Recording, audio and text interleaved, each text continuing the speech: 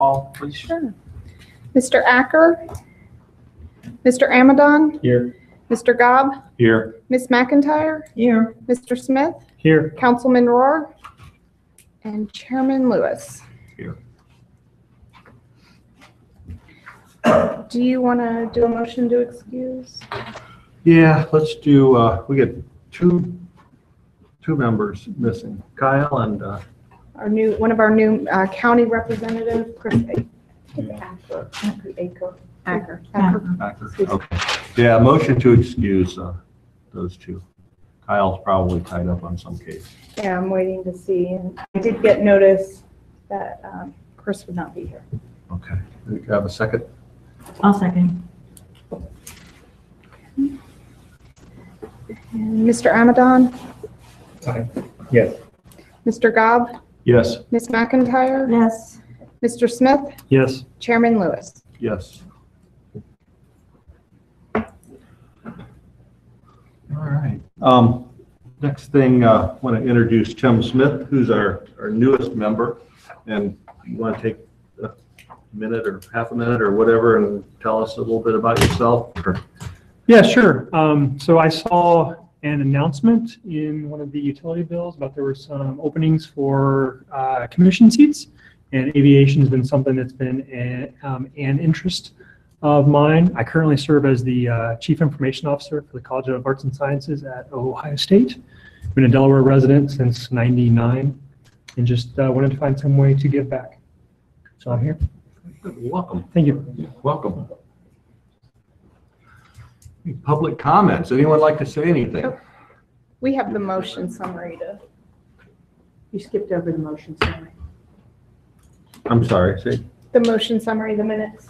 Minutes from last meeting. Okay. Yeah. Hopefully everybody's read or remembers the minutes except maybe for Tim, and a motion to approve from the last meeting in July. Second. Did you make the motion? Yeah. Okay. And Mr. Amadon, Yes. Mr. Gobb, Yes. Ms. McIntyre, Yes. Mr. Smith, Yes. and Chairman Lewis. Yes. Thank you. Okay. Now any public comments? Guess that would be a no. All right. Well, I guess we've got a presentation coming from the EAA. Sure. Thanks. My name is Brian Rifkin. I'm Vice President of our local chapter, EA 1600. Thank you for inviting me to this evening. Recently took office, last year, serving a 2-year term. Sit down there and use that microphone. And then also, would you mind stating your address? Sure. My name is Bernie Rifkin. I'm VP of EAA 1600 based out of Delaware, Ohio at the airport. Address is 364 Whitaker Avenue South, Powell, Ohio. And I want to thank you for inviting us to come this evening.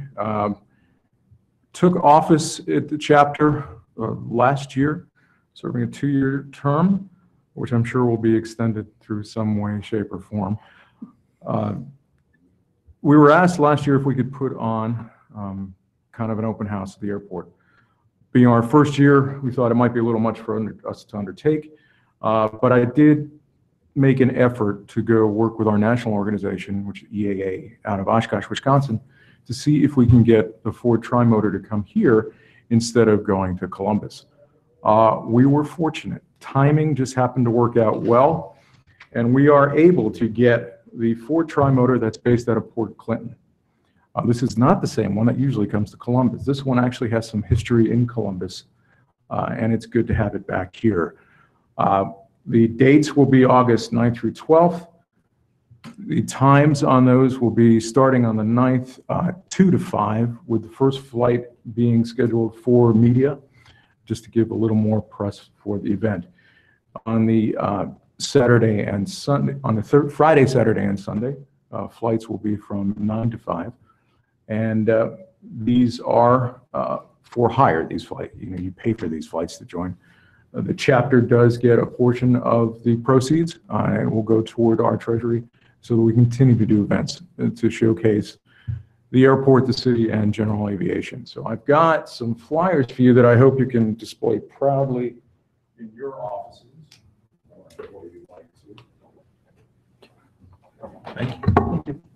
the event. Hopefully you'll be seeing a lot more Thank you, of you sir. around. Thank you. Thank you. Thank you so much. Since this is an historic airplane, historic especially to Columbus, this was one of the first planes that actually flew cross-country route from, it was a New York train ride to Columbus, and then this plane flew from Columbus to Wichita. Since it does have history in Columbus, we thought it would be nice to really find out a little bit more about it. So on May 9th, we are having a meeting. We don't usually have membership meetings in May, but this is special. So we've got a group that have put together some history on this plane and some of the efforts going into the restoration of Port Columbus Terminal and Hangar. That will be May 9th at 7 o'clock in Delaware at the YMCA at the conference rooms in the Armory section, the National Guard section. So you're all welcome to attend that and learn a little more about the plane. Any questions you guys might have at this point? Is there any, pretty sure there are other events going on or other things going on those 3 days, or? What we're going to try to do on the first day, when we start at 2 o'clock, it will just be the plane itself.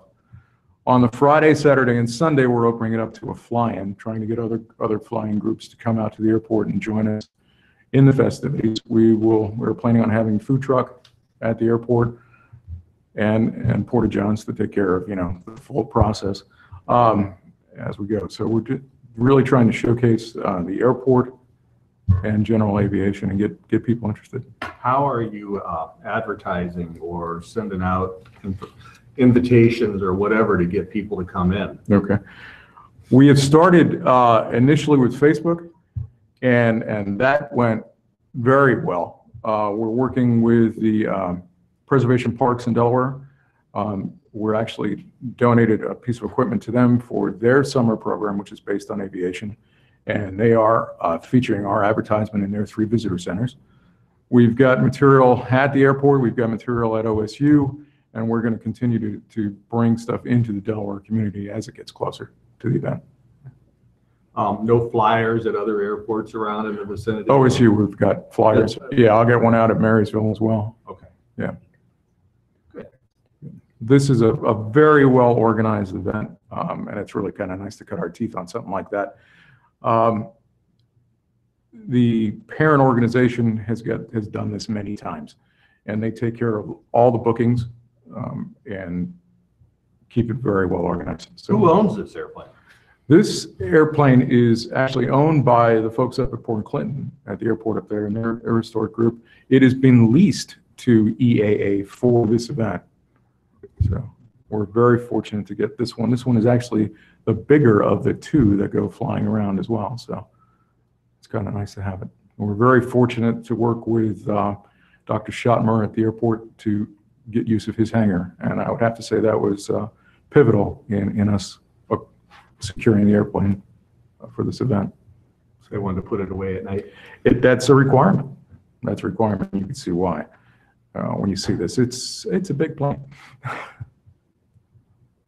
So you can, You can book online. online? Yeah, you can book online and actually save $5. How many people does it hold? That I don't remember, and I need to check.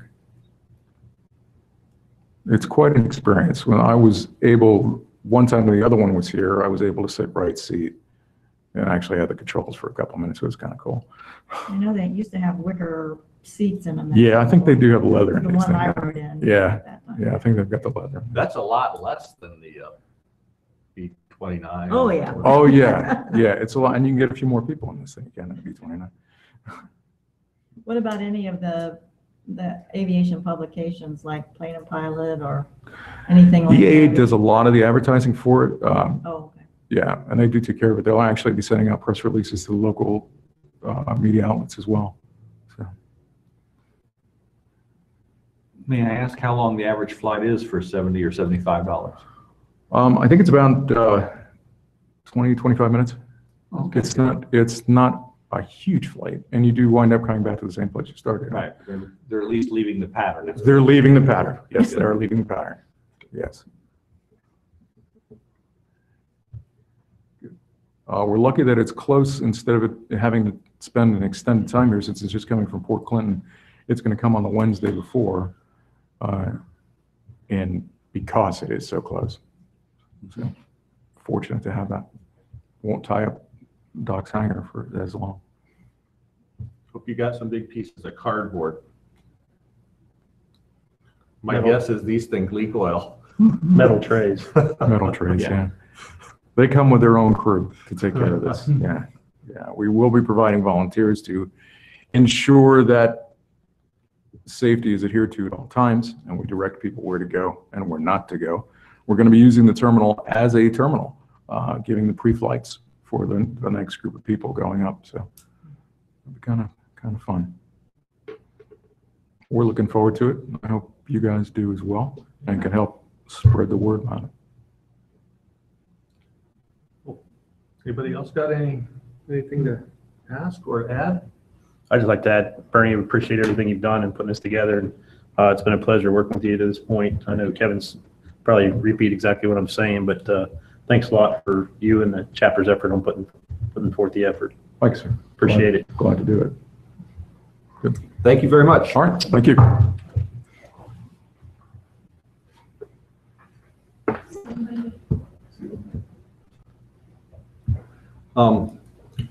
Who gets to do our update on the consulting services, Joe? Yeah, I can take care of that. I believe everyone was provided a copy of the RFPs. Everyone had a chance to look at them. I know in your packet, the return investment was there. We have chosen CHA once again.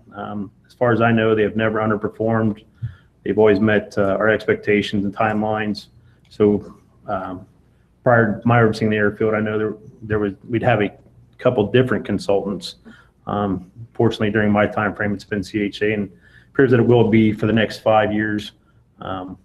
They are in the process of signing the finalized contract now. We don't have it back, but the way it's worded is it's 5 one-year contracts. So it will be renewable up to 5 years and 1 year at a time. But that's pretty much waiting on them to return signatures on that. They have been chosen for the next 5 years. For you guys that don't know, per FAA regulations, every 5 years you're supposed to look at your consultants and put out an RFP and check into that. So I think we've actually exceeded the 5-year time frame at this point. So we had to get it done. FAA actually hasn't brought it up to our attention in the near past, but I'm sure that they would have here in the near future. So we did it before expected, I guess, but that's kind of where we're at with that right now. If anybody has any questions on that. They got us through the extension, the mill and fill project. That was Taxiway relocation. Yeah, taxiway relocation, the taxiway A. It was probably, 9 years on I'd say 9 years worth of work through the extension, but I had construction background prior to public works side, and I'd say it was probably one of the best projects I was ever on with the Quest Group. Everything went pretty good, and we had a very good contractor that stood up, and I think we got a really good job in the end too. So, and they did provide consulting throughout that whole process and inspection. But I think really the thing that made it really smooth and stay on time track was the contract that we chose. So I was pretty happy with the entire project. Who do you work with primarily? Excuse me? Who do you work with primarily on the project? Who did I work with? Quest Group, Tim Smith was a superintendent. Smith. Yeah. Good name. What a name, right? But they've actually done other airport stuff. They do some Ashland chemicals and some oil refineries, and it was quite the adventure. The grooving was probably the most interesting thing that I've never seen, and that's a nonstop process once a guy starts, and they rotate 24-hour shifts, and that was. I They could do that after the concrete cures? after the asphalt, yeah. Or asphalt? 30 Yeah. days. It's I don't know how this guys can stay awake. I mean, that would be as monotonous as you could get, but it was pretty interesting. Straight. I mean, it was a pretty good job, I thought, for what they had to work with. They build those machines they actually did the saw cutting with, so the grooving. And so far, the performance of that grooved runway is Showing. quite a bit. we've had times that the flat pavement was froze and the runway was dry. Because the grooves allow the moisture, the water to run off. And It's amazing how much quicker that 1/16 of an inch, quarter-inch groove dissipates moisture. It's amazing. So if there's any questions on that, I can feel free. move on to number 6. Update the contract professional consultant. I think Tom wants to speak on the behalf. That's one of the reasons I'm here tonight, but in addition to being here to talk about that item, I also wanted to thank the commission for its work. I know that there's been a little bit of a hiatus since the last meeting. I think that was last July. But I think given the strategic business plan that's before us now for consideration,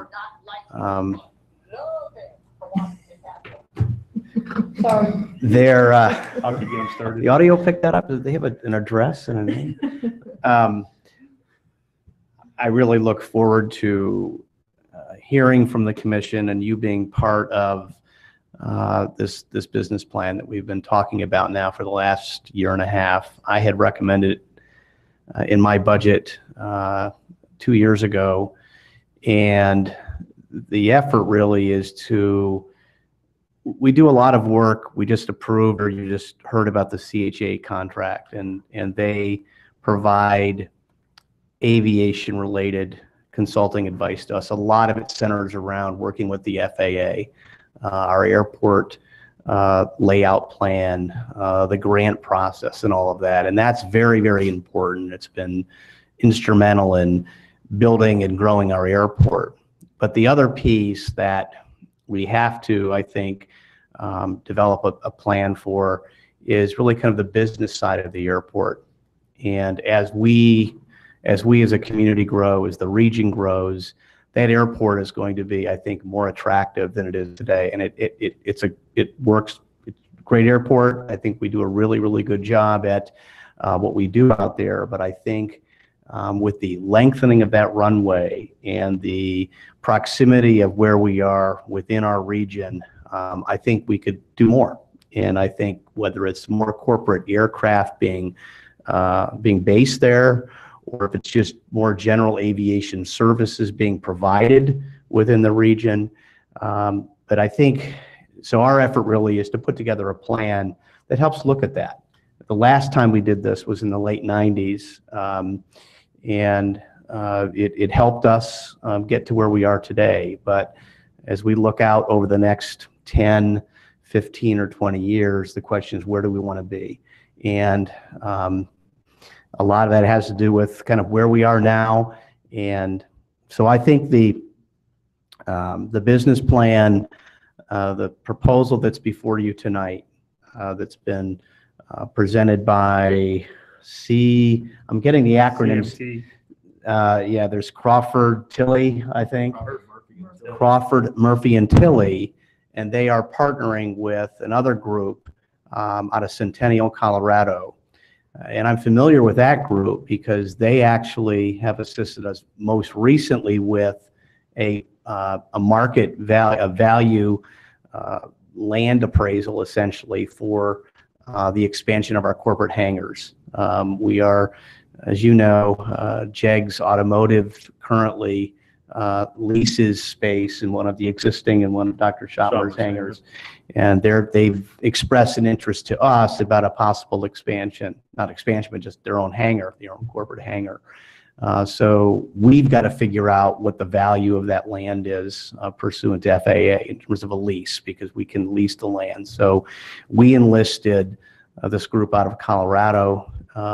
They specializes in general aviation airport. There are a lot of consultants out there in the aviation world, but you want to get those that understand general aviation. And so we've had recent experience with them. So I was really encouraged when I saw the proposal that came back that had them as part of the team. So, back to the role of the commission, I think there's going to be a lot of, normally when you go through a business plan of some kind, there's a lot of recommendations.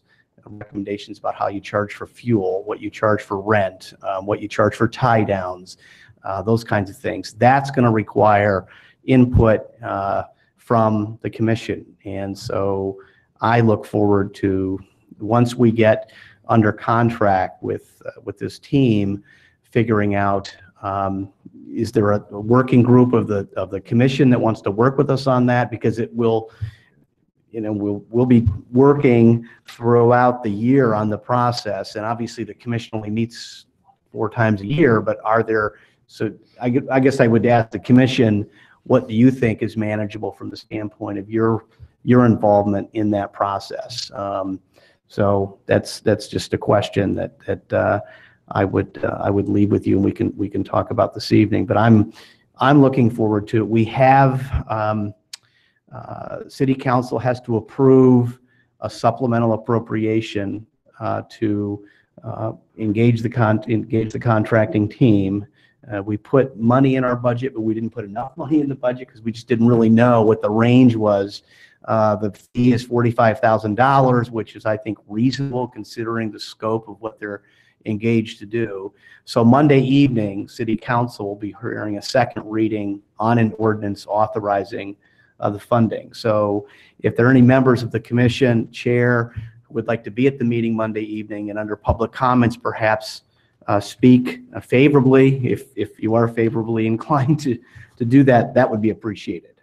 Just because I think it's good for them to hear from commissions from time to time about their role and what we're doing. So I know, as I say, there has been a hiatus, but maybe that was for a good reason, because there's going to be a lot of work in terms of going forward with working with this consultant. The other thing I wanted to put a plug in for is the comprehensive plan process. That's the updating of our comprehensive plan. We have linked on our website now information about the city's comprehensive plan. It's really kind of a blueprint of how we grow and how we develop. And we're forming a steering committee now made up of community members. And there's a online form that you can take a look at if you're interested in being part of that process. We're trying to get a major cross-section of the community involved in that planning process, and that'll take probably the next 12 to 18 months. But it's going to be community driven, and there's a role for really everybody as part of that.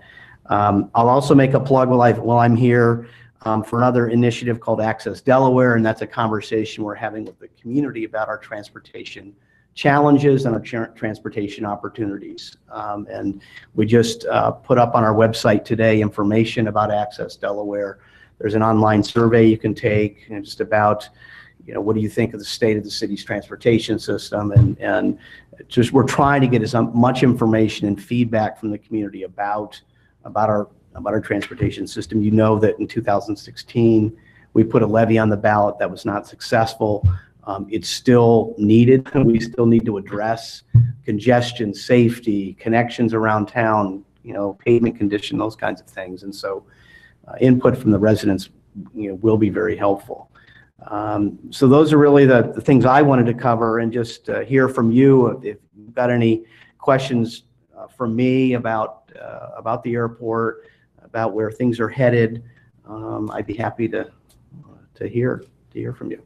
And I know some of you are been on the commission now for a number of years. I think Janie's been here for how many going on? A long time. And we value your experience, having been in the aviation field on the state side. That's good. I know some. Walt, you've been on for several years. Yeah, and Charlton or recently, and About 20 minutes. Yeah, right. Right, exactly. And I know John's been on for a few years as well. But so, are you interested? Do you think the business plan can be helpful in terms of? I do. That's one of the things you and I have talked about before. What do we want the airport to be when it grows up? And maybe this is a step towards figuring that out.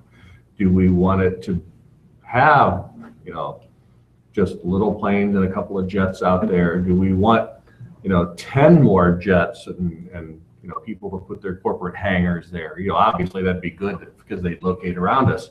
But I think some of the steps that we take now are going to guide that. Yeah. And, the marketing, Right. There's that of it. I mean, it's with as big as the city's becoming and the number of departments we have, it's not one of our core missions. It's not within our kind of core mission. But I think, given the dedication of Kevin and his staff out there and Joe and what they've done, we've done a lot to make that airport a very, very, I think, well-functioning, well-operating general aviation airport. The question is, what's our vision?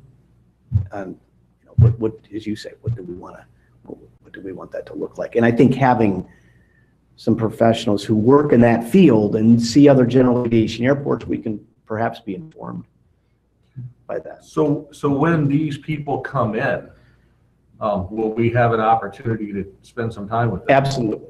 Absolutely. A big part of, I mean, they obviously have a stakeholder process, which is really more public, but I'd see the kind of the staff is playing a role, but I also see the commission playing a role. My question would be, are there one or two commission members who would perhaps want to be liaisons to our staff for this effort? Because there will be a lot of meetings, probably some go-to meetings, some Skype meetings, conference calls, and things like that. But it would be helpful to have a commission member or two, and maybe it's more manageable with just one, who we know we can turn to as a liaison for this project and say, are you available for a conference call on Tuesday afternoon at 3 o'clock? We want to touch base with the consultant. What do you think? I saw some eyes going back and forth. We call that visual voting. We're trying to make sure there's interested parties. Yeah. I mean, if before they decline. It's just, I think it provides the linkage between this commission and that effort. And so that's something that we would appreciate. But yes, John, there'll be the involvement of the commission, because ultimately there's going to be recommendations made to the city council on various things. So all of those recommendations they'll come to staff, but then they're going to go to the commission, and we're going to look to you folks for that input and ultimately going to city council. So anyway, I'll leave that with you folks. You don't have to decide that tonight, but I would think if city council votes to approve the supplemental appropriation Monday evening at their meeting, and I think they will, then it would probably be the next couple of weeks we would get them under contract, and they would be starting probably sometime in the middle part of May, and I would think wrap their work up. I can't recall if there was a timetable in there or not, Joe, in terms of what we estimated. I don't recall. But anyway, it's a process that'll probably take 3 to 6 months. Perfect world. What do you expect to get out of that report? What do you want to see? I think I want to see how we compare on the business side, whether it's the rents we charge, the tie downs, all of the fees that we charge. Where are we in the marketplace of comparable general aviation airports? And that's in part what we received just recently in this rent study that we received back from AAMG. Was they took a look at other comparable airports, peer airports. They gave us the mean, then they gave us the high, they gave us the low. They factored in a number of things. That was just on the rent, the land rent. So when we get approached, we know what's the market, because it's a business. We've got to decide what's that market rate for 1 square foot of land out there when we rent that. That's one thing. Obviously, there's how we handle the fuel piece of it. There's the ongoing question of fuel FBO that we've wrestled with before. Maintenance FBO. What are some of those best practices? I can turn to these two gentlemen, and I think they probably could benefit from some of Make that the as airport well. a stronger, better place, more self-sustaining. I think there's a lot that we can actually gain from their knowledge, looking at their background. As Tom's mentioned, rental rates, ground rental, the way we price our fuel. Are John, they you've been gonna- around many a times. How many times has that been an argument at a commission? Yeah. But, and FBO, airport authorities, I mean, they're going to look at everything the way I understand it. And correct me if I'm wrong, Mr. Holman, it's a pretty vast scope broad scope that should bring the They city might- together where yeah. they want to be. They might look at governance. How is it governed? Right now, it's kind of a department or a division within a department Yeah. that's part of a city. It's not, there are other models out there. So it's one of the things that they're going to look at and consider is whether it, continues to run like it has, or whether it's, for lack of a better word, privatized.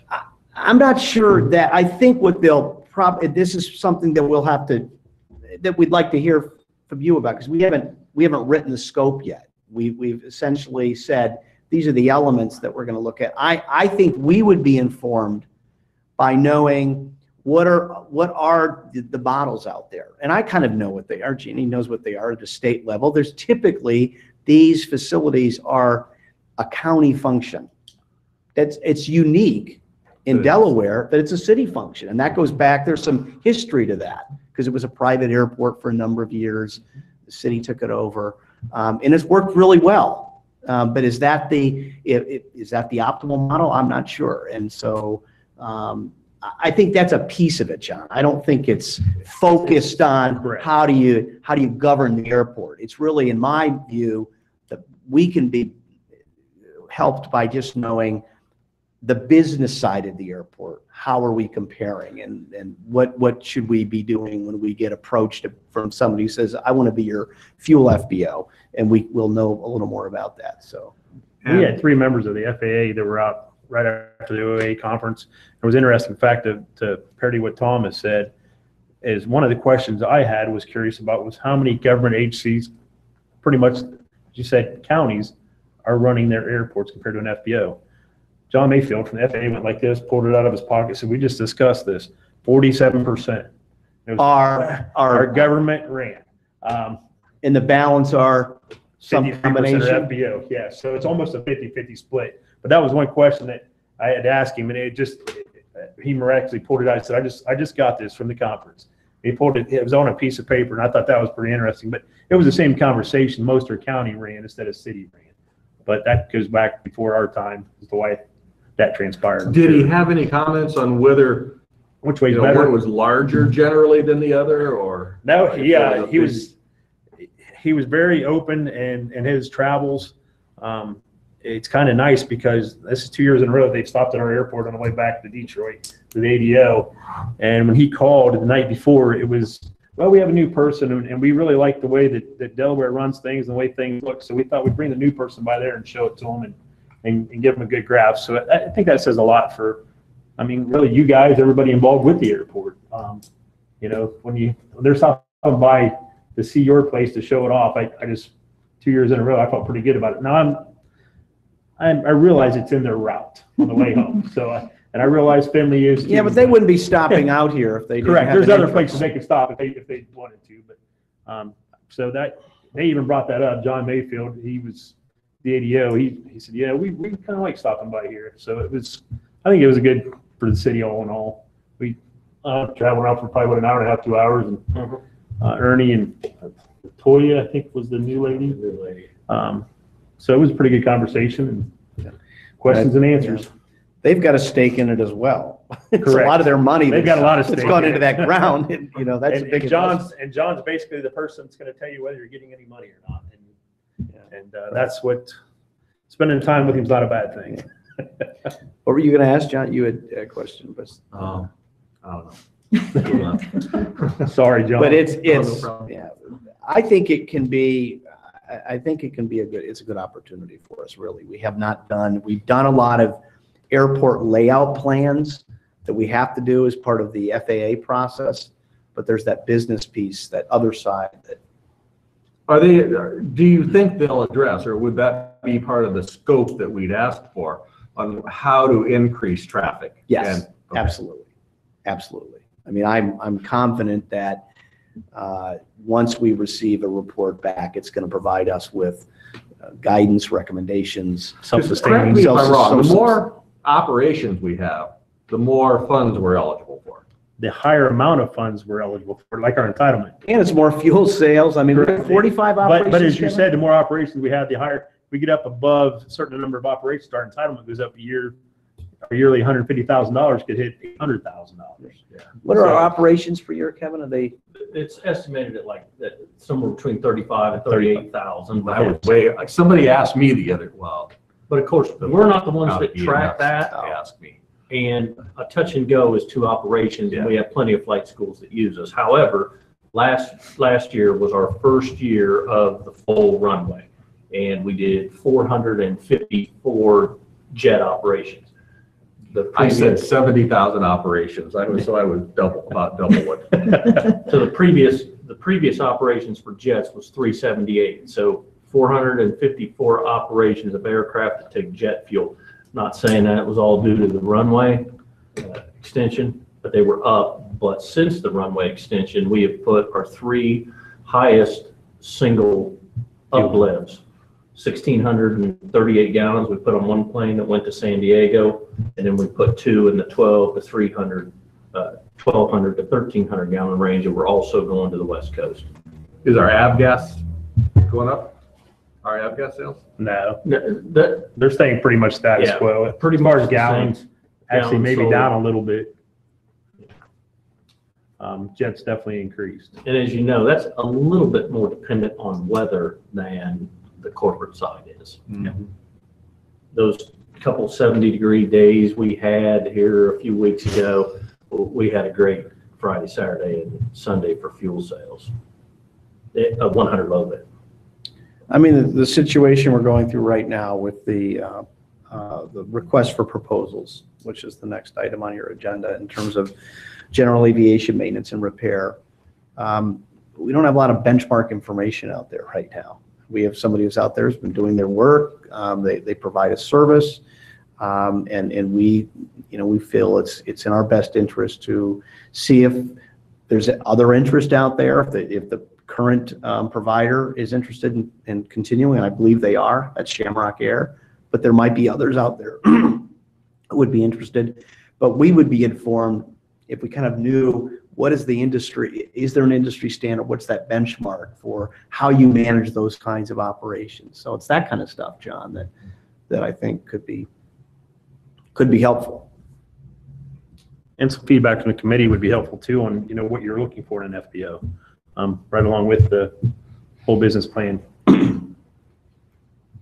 So I think your next meeting is, yeah, and I would think at that point, what we might want to do is just schedule obviously we'll be they'll be working between now and then, but perhaps some sort of a formal presentation to the Airport Commission. It's kind of a check-in at that point. It may not be completed. If they want but to do a formal presentation, maybe we could have a special. we can do special meetings as well. I mean, you don't have to be. I would think everybody would want to hear that. Yeah. And so as we sit down with them, we can talk about that. Or there's no video capability, is Yeah, there? absolutely. Yeah. We could do a Skype. So that you can watch from home. You can do. Yeah, right Skype. now, it's on. It's YouTube. And there's probably 2 people watching, maybe 1? No, nobody yet. Lots of people. There's The hockey game's on. playoffs. Normally, there'd be several hundred, but. Shot it on the big screen at the hockey game. Right? That's right. Yeah, we're trying to get viewership up, but.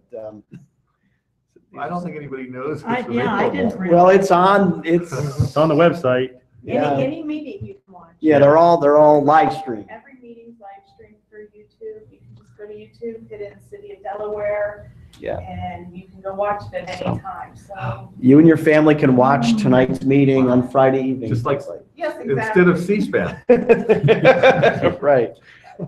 Could I ask something as some background for Sure. a new member? Would it be possible to read the RFP that led to? Yeah, absolutely. Yeah, we'll get that out to you. Absolutely. Yeah, any kind of background information you would like that helps you understand better what we were looking for. And the city is one of the goals to look, and I don't know what the financial picture is. Are we looking to improve to break even? improve to be able to put away some cash for further improvements? What's the goal from? I mean, the latter would be great. I think though it's challenging. There's a subsidy right now from the general fund to the airport, but we provide subsidies to other operations that the city runs. But again, that would be useful information for us to have. What's kind of the industry standard when it comes to some sort of a subsidy? Are there subsidies? Are there ways of increasing your operating revenue, your airport operating revenue, to reduce that subsidy? It kind of gets back to that self-sustaining point that Joe was making. So that would be helpful for us to understand better. Okay. And so that will be something I'm sure they'll be looking at. Is there any of this that you can gather? So in my professional career, I've always have relied on peer groups. So are there airport manager groups where you all talk and discuss these type of things, or is everybody kind of on their own island? I see ODOT stuff, or, Workshops. Yeah, we get invites to those, and they let us know when they're going to have them. OAA is another Yeah. conference every year that peers and FAA is involved, and you kind of. Breakout sessions where you can go with other managers to. And we even Kevin communicates more so than I do, but even surrounding airports, they'll call us, ask us a question, or he's on a first name basis with probably half a dozen people back and forth constantly. Especially now that the weather is getting nice, pick a Saturday or Sunday morning. Saturday morning probably more often than not. Go walk around the airport, just talk to people. Well, the hangars, some of the hangar doors will be open. They're always willing to spend a few minutes and bend your ear. You learn a lot that way. Right. And I've been told that I should come to a pancake. Pancake Yeah. breakfast, yeah. Yeah. Absolutely. Get there early. Okay. Yeah, because they run out of stuff sometimes. Yeah. The sausage. Mr. Holman, is this something that if Bernie was interested in some feedback that we could open up Absolutely. to? I mean, Also, I see him kind of looking there in the background, and I Yeah, see the wheels might be spinning. I was Well, going no, I was going to give a hat tip to the EAA and your work in terms of their involvement at the airport. That's a very important part of the airport is the different folks who use that as a place to learn, a place to grow. So yeah, I think and it could be that we form a small steering committee, perhaps that's made up of some folks who can help us as we move through this process, and the EAA is a real resource. So absolutely, it'd be a good idea. Thank you. Be a good idea. So that's what I was here for, but also I'll just take an opportunity sometime just to talk about item 7, which was just, we have notified the current tenant of the hangar. We call that the Russ. I know that's what our equipment's in. We just call it the Shamrock hangar. Yeah, the Shamrock hangar. That we are going out for proposals, and that would be the timeline on that.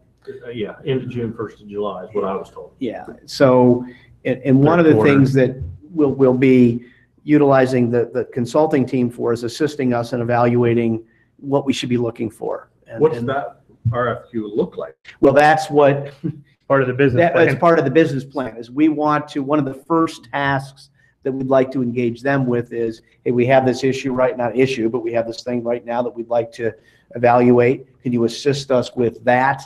What is a typical proposal might look like? What should we be asking for? How should we evaluate it? That type of thing. So, and I know that, Shamrock has contacted us, about that. It's really an effort on our part to say that every few years, we should evaluate the relationships we have out there in terms of, are there others who might be providing that service?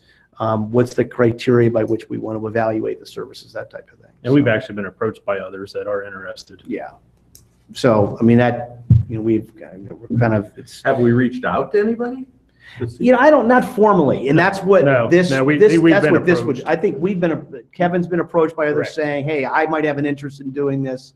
does the city put this out for a request for proposals every few years? How do you do that? We really didn't have that process. So we said, at least let's let Shamrock know that that's what we're thinking about, and we've notified them formally of that. And That should be part of the RFQ, I would imagine, is reaching out to the others, but yeah. that's kind of what sparked the interest, was people reaching out to the city. But I think the business plan would help us to say, yes, you do that every 48 months, you do that. Every 36 months, you should be doing that. And so that's, again, one of those things that I think we could be helpful to have, that kind of information.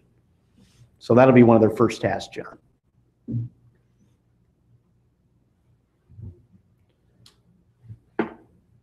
We're almost to the point where we can use two maintenance places, I'll bet. You have to have the facility first. Yeah. Technically, we have two currently, but With core services over in the Jetstream, But they're pretty much just for Self-sufficient. they're private. they They're are, but their they own stuff. do take people on if it works with their schedule, they have the time, what have you. that's Yeah, that, maybe going back honest. to what Mr. Holman said about us being contacted, we have had people that said, if we wanted to start an FBO here, would the city be open to us building a hangar? And so that kind of opened that discussion of, well, could the airfield support two FBOs? Should this go out for proposals? Should we offer, them to build a hangar? What would the land lease be? It just all kind of snowballs. So that's why you're going to be a little busier the next several months. And it's good you had the hiatus. So that's why I was up here. I want to thank you for giving me the opportunity, and Thank you for your time. Yeah, Appreciate all the yeah. information. appreciate and if you can be there Monday night, I'll have Elaine send to the commission members the agenda. I think we already have it. You already get it? Item 15. Look at this guy's all, He's ready. was he on that list? He may already be on the list. Sent it, you pointed it out. You did it right. I think so. So that's what, isn't it? She just sent this one out today. I was rushing. So if you didn't get it today, I was rushing. You'll get it. Thanks a lot. Thanks, I Tom. appreciate You're it. on my top of the list to make sure it's out. Thanks. Update on the capital improvement plan. I'll take that one. I thought this, we thought at the end of the day today, that it might help the ACIP that was added to your packet. CTH, A, THC, B. You guys are probably wondering what this is. Thank you. This is actually on the ODOT website, pavement history, and it will kind of help you correlate the CIP, ACIP that's in front of you in your packet. If you notice, it says THB, THA, those are kind of the sections you guys sharing with. Do you need one of them? Yes, please. Thank you. Oh, no, yeah, I have it. It kind of, you have that. That's in the council. It is in the packet. Okay, what's colored? Was it- Council packet. In the Oh, council okay. packet. I'm sorry. So I figured I would pass that out. Might help you a little bit when we're discussing it today. Because if you notice, the first thing for 2019 is taxiway rehabilitation, THA and THB. Well, I don't know about you guys, but when I first see that, I'm like, okay, that's T-hanger A and T-hanger B. No, not necessarily. We're using a PCI identifiers from ODOT to correlate with the ACIP through the federal government. If that helps you or I confuse you. I can tell by the look on John's face. I got it. It's section THA and section THB per ODOT PCI rating report. Janie can probably explain it better than I can. Just real quick, what's PCI? Pavement Condition Index. Thank you. PCI goes way back, and there's some of it is self. I guess it's all of the person doing the rating. One thing about it is, I think, as far as aviation side related, they pretty much have for the state of Ohio one person that does rating for most all airports. Correct me if I'm wrong there, Kevin. I know it used to be Andy. It's Russell Neese now. So we're kind of having one person, since there's a portion of this is your thoughts, your beliefs, your index. We're rated the same as the rest of Ohio. Whereas when we do PCI ratings as a group, you send 3 different people out, you might have 3 different opinions. So the nice thing about it is everybody's rated by the same person in Ohio. These are on the ODOT website underneath pavement, along with the 5010. So figured I'd give that to you in color because I know the commission, when we spoke, was it a year ago? Half year ago, we were talking about raising rates, stuff of that nature. I know one of the things that was really brought up was, you know, we'd like to know where our money's going. If you raise our rates, can we do something to just spearhead it towards, you know, sections that are, you know, just the T-hangers only, stuff of that nature. I know that went back and forth with finance, and Bill was here, I think, on that one of those meetings.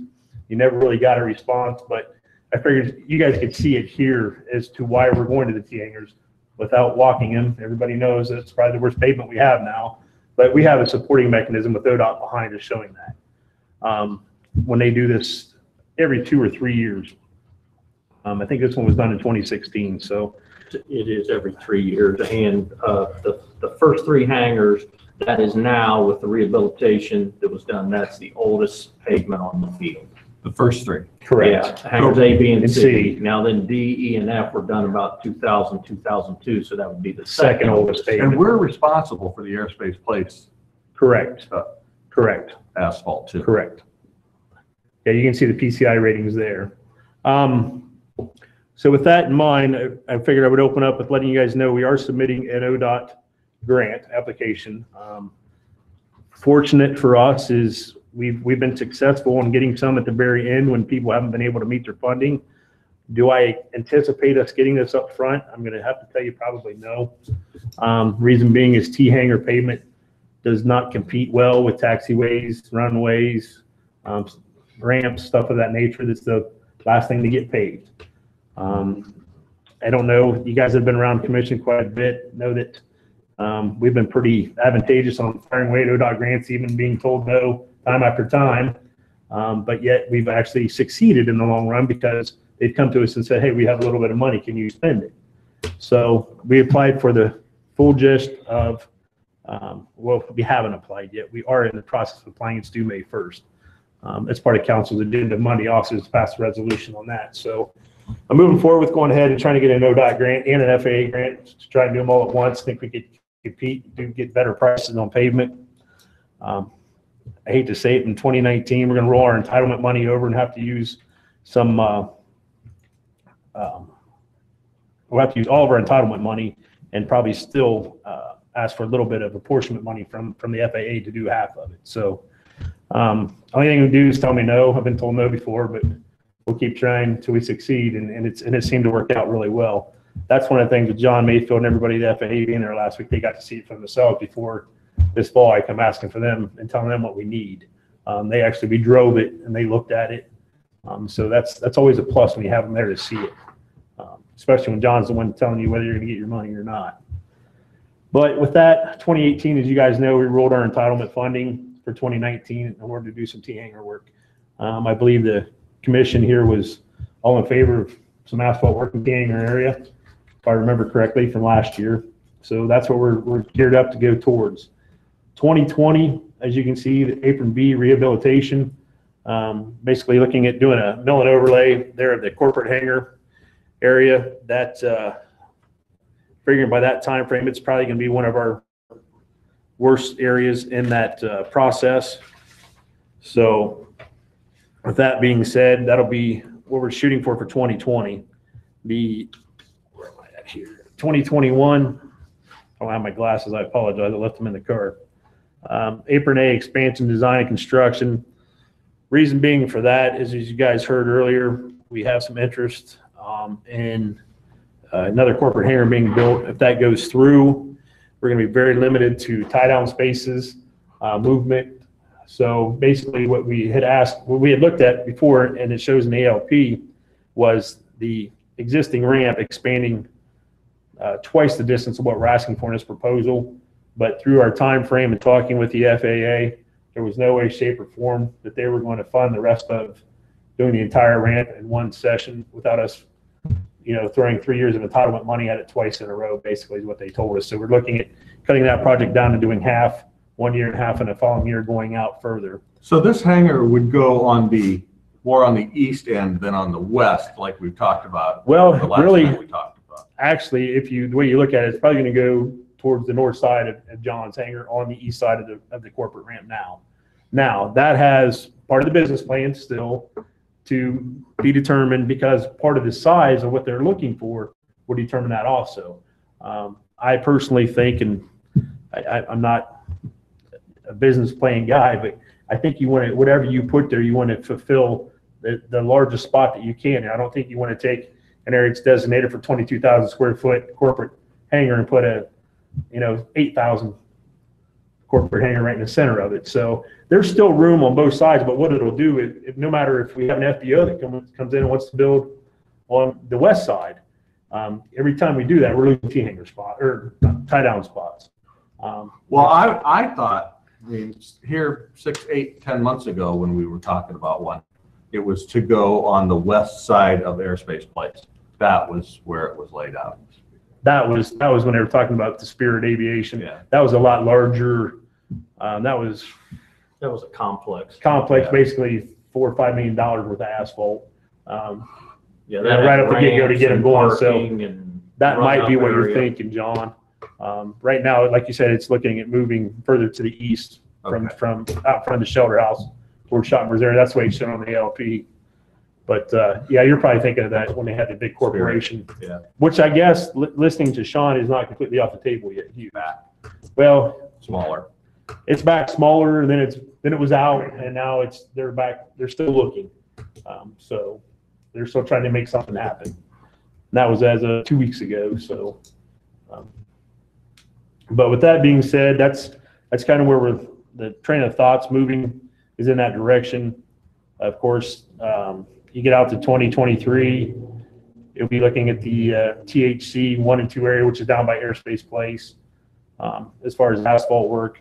And this is subject to change, just no different than our CIP here at the city.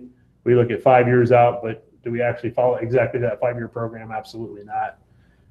Fortunately for you guys, after 2020, 2021, 2021 era, you get to listen to someone else talk about this. So I'm trying to look in the future, but my time's narrowing, I hope, for the good cause, not for a bad cause.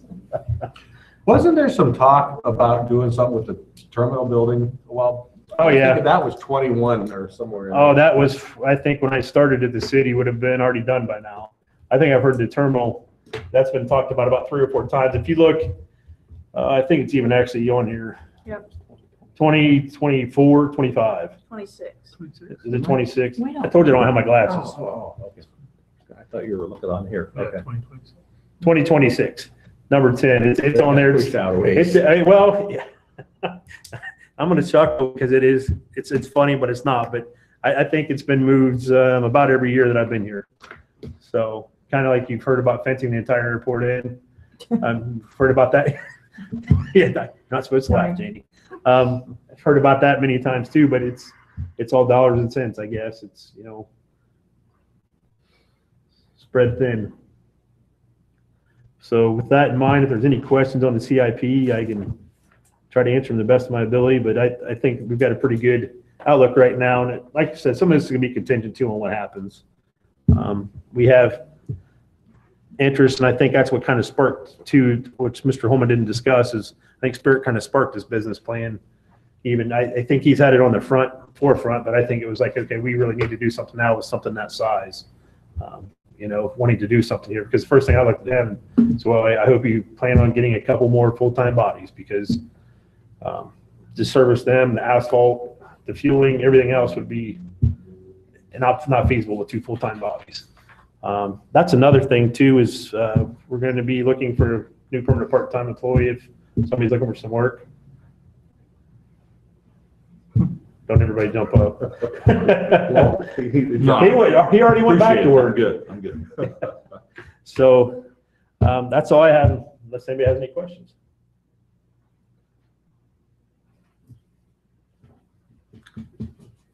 Who are you working with now? The consultant from the FAA, the ADO person who are Yvonne. on? Mhm. And then Stephanie's is her boss. Then John's Mayfield is the director, I think is his title. an ADO program So he's over the manager. whole ADO now? John, I think he's over that group. that district, our The district. district, Yeah. yeah, okay. So, yeah, I know there were some emails going around earlier today. Rob was trying to get some information from our 2015 to get our funding wrapped up from that. And I think that email was from back in November. He was still waiting for a response on. So they're getting ready to contact Stephanie about that and try to get some things worked out. But everything I heard is how busy and how swamped they are, and they're 90 days behind. When they were here, that's all we heard actually was don't expect anything fast because they're way behind. That really hasn't changed. I wasn't going to say anything. I can say it.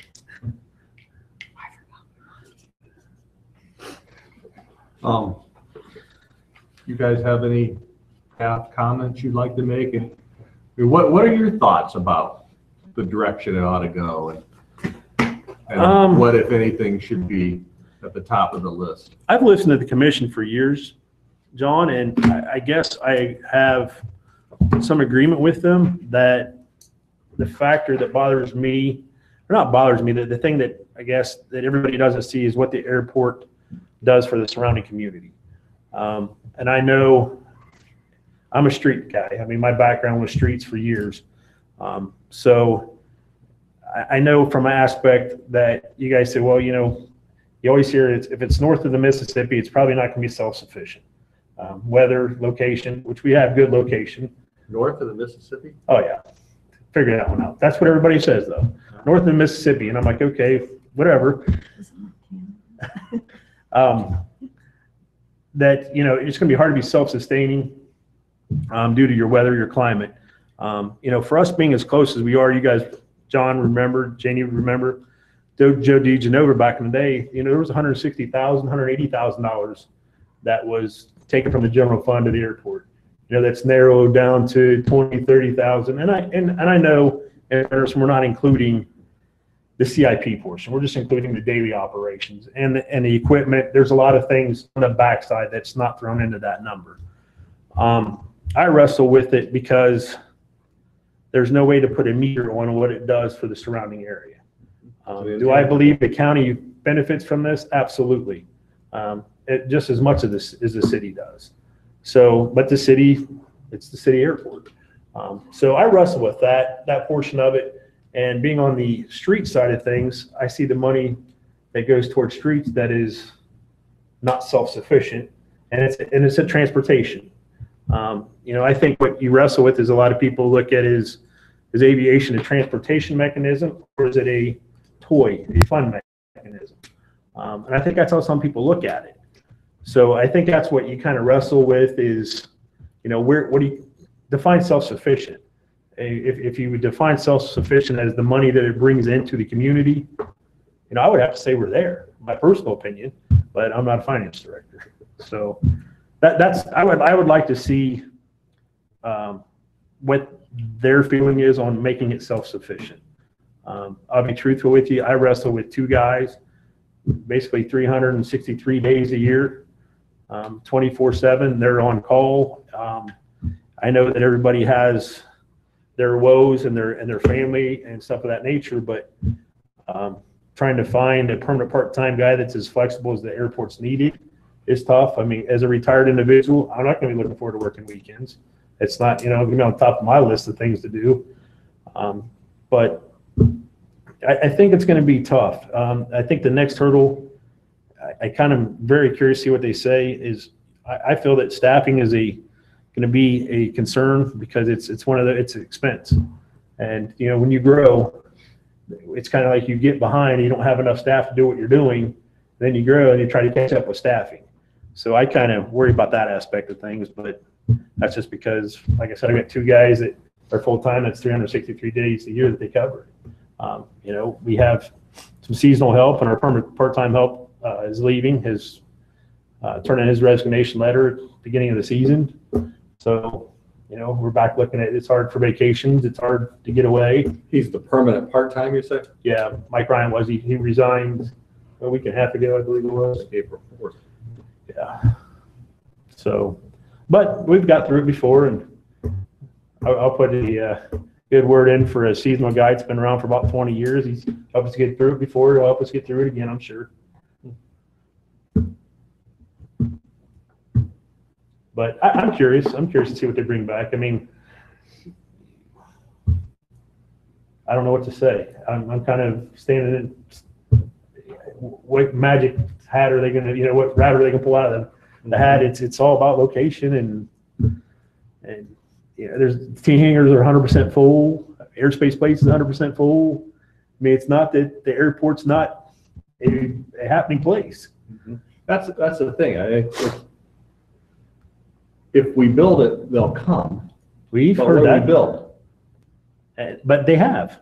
The holdup is not having a facility for more corporate aircraft.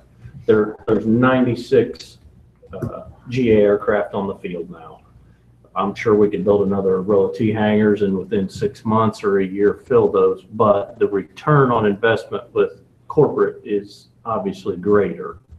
So you got, really, we have, I think, 102 or 4 aircraft when you consider that some hangars have 2 airplanes in them and what's in the Jetstream hangar.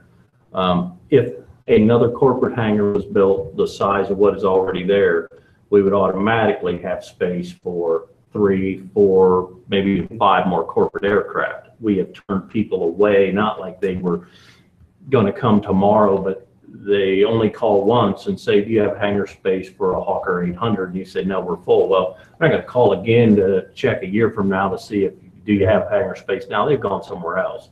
We could just have that opportunity to say, yes, we do. And if now that we have the ability to put more fuel on the larger aircraft, if we had the ability to hangar that aircraft, we might get them more often.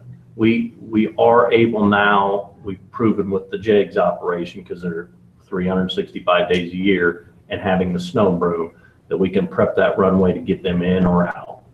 If we can do that with some transient aircraft, that might domino effect into maybe someone wanting to base with us. They missed one operation last year, and that was due to ice. Yeah. I mean, that was significant ice. They were returning in the middle Of an ice storm. Of the, So that was the only operation they missed last year. yeah. And that was only a basically gift, I'll call it, from Ashtabula of $4,000 broom that we spent some money on and spent some time, but that was, Well, it's a good tool, and I wish we had the extra 5 foot of broom that it used to have, but it's definitely worked out. But it's, if you had 3 more rows of T hangars, would they be full? Our waiting list isn't big enough to fill 3 more rows of T hangars, but we still have a waiting list. We still have people looking to come here with general aviation. So to me, be it either side, is there's nowhere to put anyone. And I would think, just out of the people that I know on the corporate side, that I would say out of the 6 strong people, be it 10 tire kickers, call 5 strong people, I would say that if we had the space, we would have probably already had 2 other jet operations there. And one, I'd say would almost be a guarantee. I mean, nothing's a guarantee. Everybody comes to you, well, I'm going to do this and that, but you never hear from them again too. But Until they write the check. yeah, exactly. But I really think that if we had space available, be it, if the city built it, I don't know, but I would think that if we were going to go back to T hangars, I would think they would be city owned after the last process with Airspace Place, and it was a long process to fill those and to find somebody to purchase them. Yeah. So Well, looking at that from the other side, personally, I never thought they were a very good deal for owning one, but I understand that's under new management now, yes, it's under a co-op. and Dan and Rick are gone. Correct. We just met, John is the president of the co-op, Schottmer, and we met with him. It's probably been about 3 weeks ago now. That's something else that it's on our plate, is we're looking at renewing or revamping that lease agreement. A lot of it was speared around building process and stuff of that nature. So we met with him. They had some requests on the lease. We had some things to talk about. It was kind of to first break the ice scenario, basically, is what it was. So we're going to reconvene here probably within the next 3 to 4 weeks, and we need to really work that Airspace Place lease, because it's really dated. I mean, it even states in You the mean the lease. land lease? Yeah. Yeah, the land lease especially. It even states in the land lease that this will need to be updated sporadically as the process goes through there. So that's one of the things that we're looking at right now. When corporate customers come to you, are they typically wanting to lease land and build their own facility, or are they looking to lease or rent just hangar space and be done? They're looking for somewhere to park their plane. They're not looking to spend millions of dollars to build now. That's we do have a couple, well, actually two parties right now that are showing some interest. And we both mentioned Knight. The one is really downsized from the initial size and quantity that they were looking for. So generally, it's just looking for somewhere to park a plane. It's not usually looking to build something. It's very costly to put up something. So do you anticipate that you're looking for somebody to partner with the city to build and then find occupants, or are you looking for the city to perhaps build and then own the? Well, Kevin and I have brought that up before in the past, of the city actually building the building and being a responsible stakeholder, but due to the vast, it's kind of the way Airspace Place came in, due to the expense of the build. What was it, 99 probably, when the last 3 T hangars were still paying on. It had to be right around that era, 98, probably right in that era when it would be D, E, and F were built. We still have a bond that we're paying on those hangars currently today. So when you went corporate, it's even going to be quite a bit more expensive than that. Even to do T hangars again, I'm not sure, with the management staff, hopefully that's something that the business plan will, to me, I'm hoping these are the answers that we get from this business plan. I know that other people are looking for some things, but I'm kind of wanting to see, what an outsider thinks we need to be doing. Personally right now, I'm saying if we had a corporate hangar, we'd have more jet traffic, more fuel sales. We would already had that, but I'm not the one writing the check either for building the building. What about cargo? You kind of stray from that a little bit, just because a lot of the cargo planes, the noise and the amount of night flights and stuff of that nature. That's my personal opinion. Now, there's money in it, I'm sure of that. I happened to be down at Rickenbacker here a couple of days ago. I worked out of I was Rickenbacker. just astounded at how much activity is there and how much building is going on. I worked for Flying Tigers way back in the day, so I worked out of Rickenbacker, and it was pretty dead back then, except for Flying Tigers, and that's when all of our operations were. Our operations were basically from 10 o'clock at night to 7 a.m. Load, unload planes, in and out. So Rickenbacker, though, has what, 12,000-foot runways? I'm not sure. I used to be Air Force Base. So you can yes. land on them twice. Yeah. On the St. Pat's. I have probably. Yeah. Well, we're not going there. Yeah, I don't know, cargo, 1,500 feet. I don't know what cargo we have in You're here. pretty small. Well, I mean, It'd be I can see small, but- Honda. Well, that's basically why Bell Fountain was built, though. Right. I mean, if you go to Bell Fountain, it was pretty much geared around the Honda deliveries. I mean, that's my personal opinion, but I think if you go up there, it's definitely Honda traffic. We used to get a little bit of that in, a little bit of Honda work, but it's null and void now. And Bell Fountain's a nice place. It's a nice airport. Okay. Any member comments? I would just like to say thank you, everybody. Especially I arranged for Kevin to give me a tour of the airport. I hopefully know a little bit of what we were talking about. So I'm going to thank him, and I forget the other gentleman's name. Jason? Yeah, who's there? But just I'm going to thank you for the welcome. It was a rainy day, and we got to go. Yeah, well, you gave us something to do. There's quite a few of those here lately. I picked that.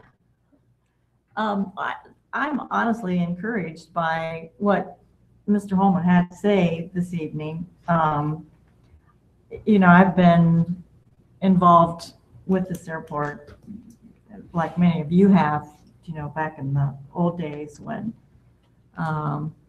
the city didn't even know that there was an airport out there.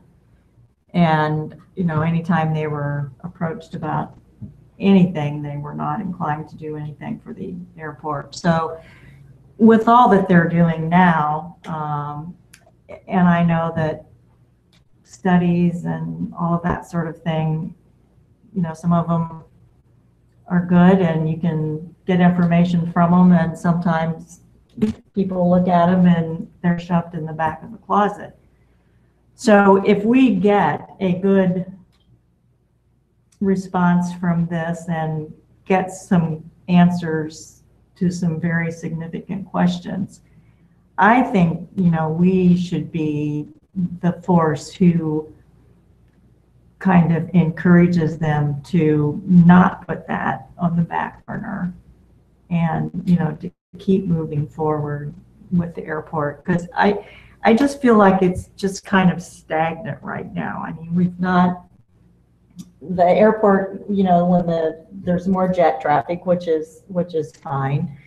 But in terms of other business, there really has not been much at all. And, you know, I know that it doesn't have to be aviation related. And I don't know, the development director, I don't know how he looks at the airport in terms of when someone calls him, and if it's not an aviation related business that's interested in the airport. What, like, You know, what why- kind of I thought it did have to be aviation related. Restaurant out front, something of that nature. Well, it can be anything. I mean, it I can, think along Pittsburgh Drive, it opens up some Are you business. talking Pittsburgh Drive or the airport grounds?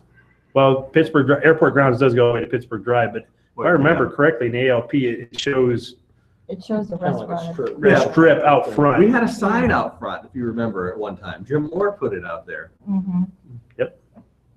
But I mean, you can have other businesses on the airport that aren't I don't think so. aviation related. Pretty much, I mean, out front, I mean, it can be it's on the ALP, On an I outlet. guess. on the outlot. I mean, Right. not But on, nothing with on- taxiway. Not inside the fence. No, nothing Right. inside the fence at all, Right. period. I know that for a Yeah. fact, but the way the ALP is written, I believe you could have something along Pittsburgh Drive, that's, Mhm. right. But yeah, that's what the first thing you hear is it aviation related?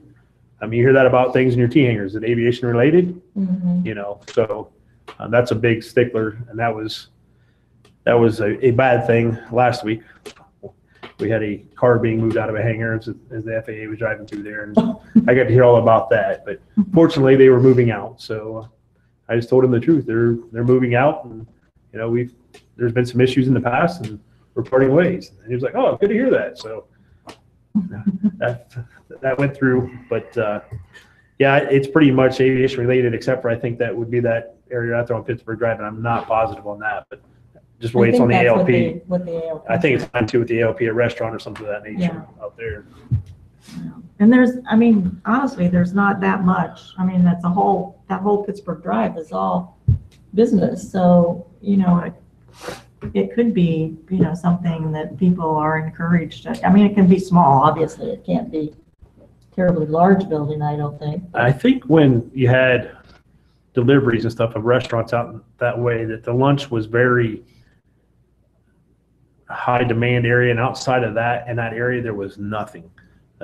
You know, they would deliver hardly, you know, nothing after the lunchtime hour. I think that, so maybe it was a breakfast luncheon or something. I don't know, because of the business in the area.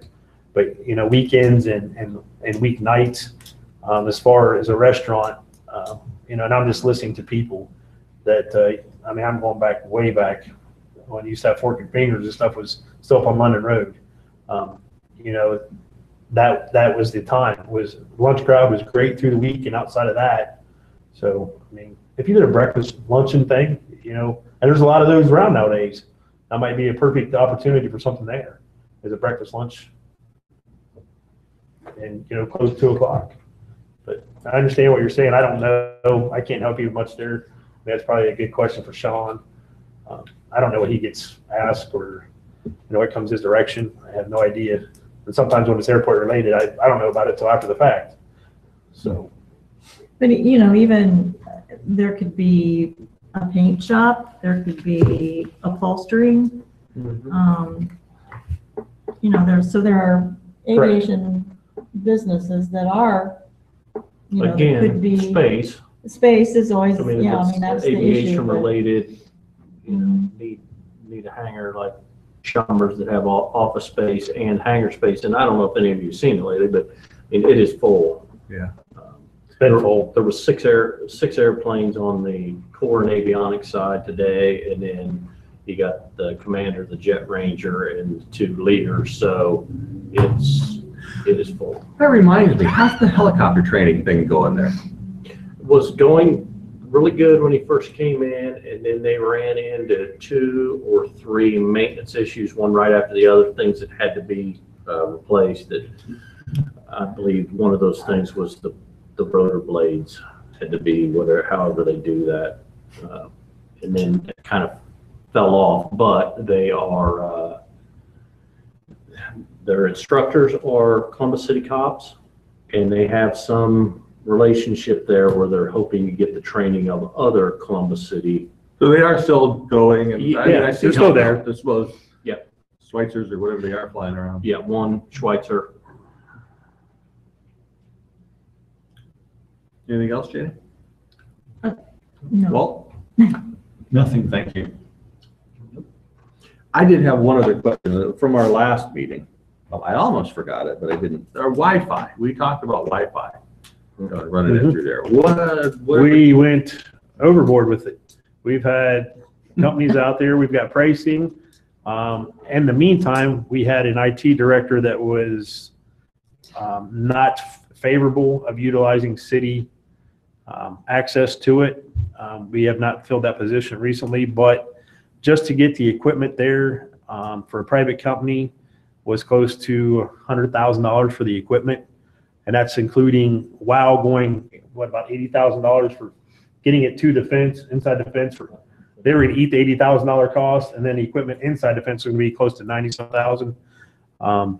We'd asked and we'd heard, and of course, who's going to pony up that kind of money for 96 tenants or 102 tenants? So it kind of went by the wayside. It's something we can revisit again with the city. I don't know if you've talked to Jeff about it or not again since, but I know our past director was not in favor of the city supplying it, and I can't tell you we don't have a director now. So What about consolidated? They spoke with Consolidated as well. yeah, WOW was actually going to get it inside the gate for free. They said it would cost them $80,000 to $100,000 to get it inside the gate. Then the equipment on the inside of the gate was close to $100,000 that was needed. So that was the last. I know. I guess I don't understand. You're an IT guy. Does that make sense? Well, I'd have to look at You would have specifications and where. what they looked at is, John, is we were right in the center, and where the T hangars shooting each direction in metal buildings and going from hangar to hangar was the huge issue.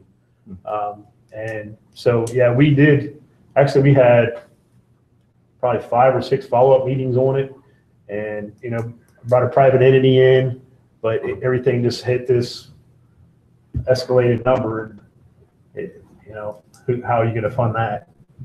And then they start doing the math, and if we sold 30 people out here wanted Wi-Fi, they're looking around like we're not going to get our money back. They also wanted to know how the building would be handled. Correct. They wanted the city to Handle the take care of building. They wanted to build the city, and then the city bill you. Yes. So they wanted guaranteed money is basically what it boiled down to. There is a possibility, as Joe mentioned, of doing it in-house with the fiber that's already been brought to the airport, the Wi-Fi that we have in the terminal. However, the IT department was 4 people, and now they're down to 2. They have a lot of projects they're taking care of, but they were putting together the steps that. And they're down to director. Yeah, we're talking. Yeah, talking about how much of the hardware would have to go into each hangar, if airport staff would actually do the work, and then IT come out, and then that was about the time of the director and going down to 2 people and. The past director was not in favor of it at all. Right. I mean, that we hit an internal wall right there. So even talking to his staff, he was planning away, putting up numbers together for us. Internal staff was, and once the director found out about it, it was like we can't supply it. So right now we kind of got to hold in that position. I mean, I'm not above going after it again. Being told no, or yes, you never know. But yeah, it got quite expensive quick when looking at an outside entity. Okay. I know that there was an airport conference. Were you able? Yeah, the OAA conference, Mhm. yep. That was Tuesday before last. Yeah, they changed the venue from downtown to the Hilton at Polaris, which is much nicer, easier to get into, newer facility. You've been to them, I mean, this is almost 2 days now. It's about a day and a half, but always good information. You have the breakout sessions. You can choose out of 4 different things that you want to go to and learn. The managers talk, and it's always a good time. Were there quite a few managers there, or was it mostly consultants and? A lot of consultants, a lot of people selling their airport wares, and then the feds, the state, and one of those sessions I went to was, and don't ask me any questions, still drones. That's a big topic, and they were actually talking about how the state wants to use drones and is using drones for construction projects, and how some airports they actually did some testing over in Springfield to use them to do airport checking fences, doing the runway inspections using a drone. And I thought, boy, I never thought about that. They're showing them on electrical lines now too. Yeah. So just They're doing what? Electrical line inspections Oh, with drones. Consolidated had a. In pipeline too. Yep, pipeline. Mhm. That's where we advertise RFPs also, is on the OAA website. mhm. Well, that's a good spot. Mhm. We were the only thing on at the time. Anyone got anything else? I move we adjourn. I'll second that for my promise earlier.